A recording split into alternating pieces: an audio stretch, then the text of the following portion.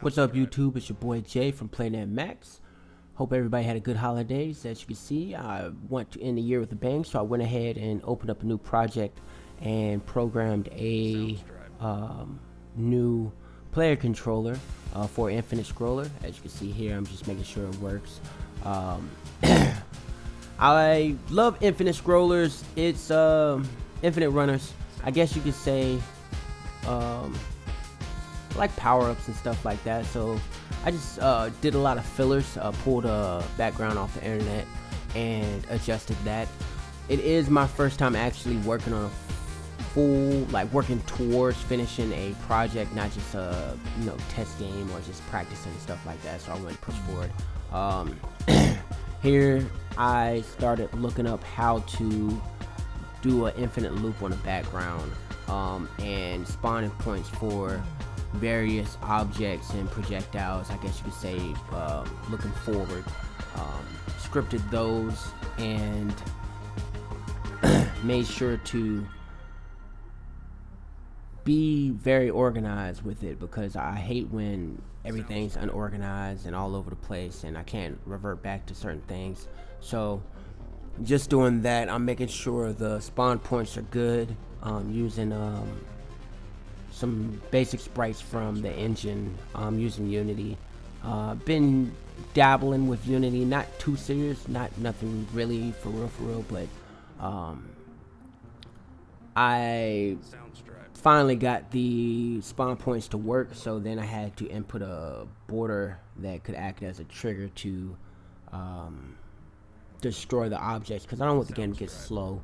So what I'm thinking is, maybe I can in future devlogs I can add more variations of projectiles coming in. I had to make a border there to destroy the projectiles and the objects. I did the script to destroy on contact.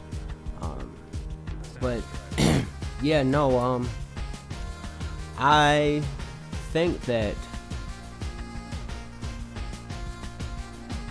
moving forward, I'm going to try to implement a few things. Just practice a lot of. I know a few things that I've seen over tutorials and stuff like that through like various other channels, like Thomas Brush and etc. Brackies is a little too. Doesn't really. It's more of like a copy and paste for me. I don't really like to copy and paste. I like to know what all is going in. I'm currently in school for programming at SNHU, Southern New Hampshire University. I have a few more classes left and then I'm going to be done. I actually joined up after seeing a devlog of I want to say Code Monkey, I want to say, where he got his degree from there or something. It might have been somebody else, but it was looking kind of iffy at first because I had to do all my prerequisites. Of course I forgot about that, but I got into the finished my prerequisites and I got into the core classes. Here you can see me just running through, play testing a little bit, making sure everything functioned properly. Want to make sure the core mechanics was good, and I think I was watching a pixel art tutorial at the same time on my other screen. So with that being said, I completed the core mechanics that I was comfortable with at the time, and then I started working on some of the UI, adding in a scorekeeper for how long you last and stuff like that. And it was pretty easy to code. It's fairly simple to do that. But I am planning on adding more UI, my own custom UI, in to spice up the game moving forward. In the next one, I'll be sure to document that. But yeah, I want to make this into a little series until launch. I'm thinking maybe on the phone and Steam, possibly, depending on how the scope looks. I don't want to over scope it. I want to keep it very minimum, maybe spend like a good month or so at first, when I first jumped into it, prior to me jumping into it, I was thinking maybe do like a week or like a day, like try to do something, knock something out in a day. But I end up doing it a different way. Here I'm adding in some sounds. Just couldn't find. I didn't make anything yet, but I do have experience with production and stuff like that. So I added in the Pharrell song that I love, that I had on my hardware, and added in some particle effects just to spice up the view.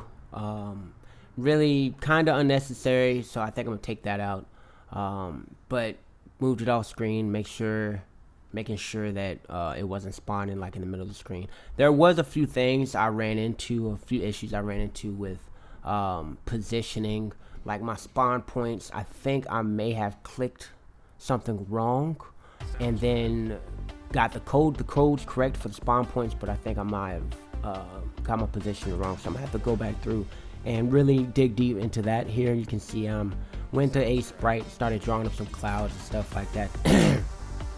Didn't really put too much work into it. I will be going back in to spice it up a little bit. I think that I may want to use yeah, I think I'm gonna go back in. My computer froze up right here, trying to add in different shades and stuff like that, variations of the contrast, have contrast with the clouds and stuff like that. But I added a gradient to the background to give it a little bit of texture, played with the contrast, the brightness a little bit, and exported those. I did have a few issues importing those in the exact size. I think it's how I started the project off, so I will be looking into that if you have any idea of how to get, because I wanted to do a parallax effect. Since I did have a looping background, that's when the idea sparked, and like, hey, let me do parallax. And so I was able to import the sky, the gradient sky there. I played with the sizing a little bit. It wouldn't necessarily work for me. It was giving me a hard time, so I just fiddled with it until I got the sizing to where you can see the gradient. Hey, you can see the game over. I added in a restart button, and I think I'm going to work on getting I think I'm gonna work on the UI next, and then bounce back to the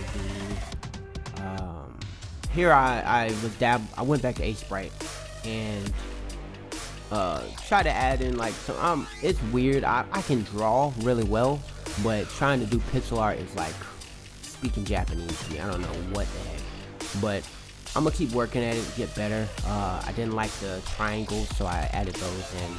I did end up, I added the colliders and whatnot, but I did end up going back into it and creating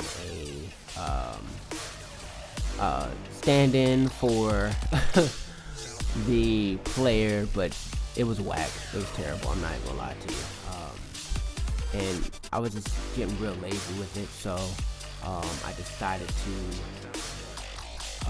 just use what I had, because I really wanted to get a vision of where I wanted to go with the project.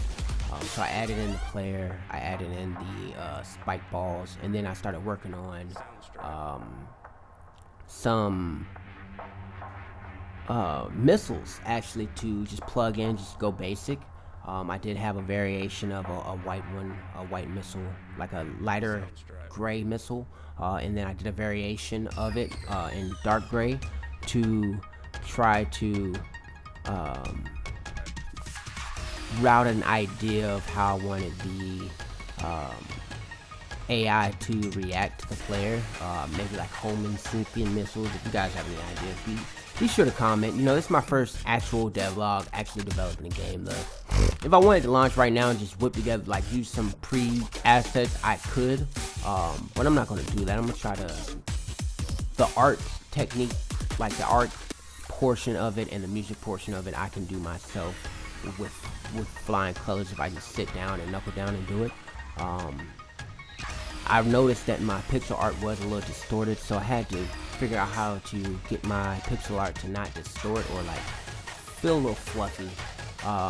But yeah, you know, any feedback is great feedback. I definitely appreciate you guys for tuning in. Be sure to like, comment, share, subscribe. Definitely comment, because you know it's community affair when it comes to devlog. Everybody is motivating everybody, and we got to stick together in the long run. But this is part one. I've had to pull my sorry for the random Fortnite, but I had to pull my profile to send to my brother-in-law because he wanted to get his tailbone kicked in some Fortnite. But I will be coming back, so be sure to tune in for the next one. And Happy New Year.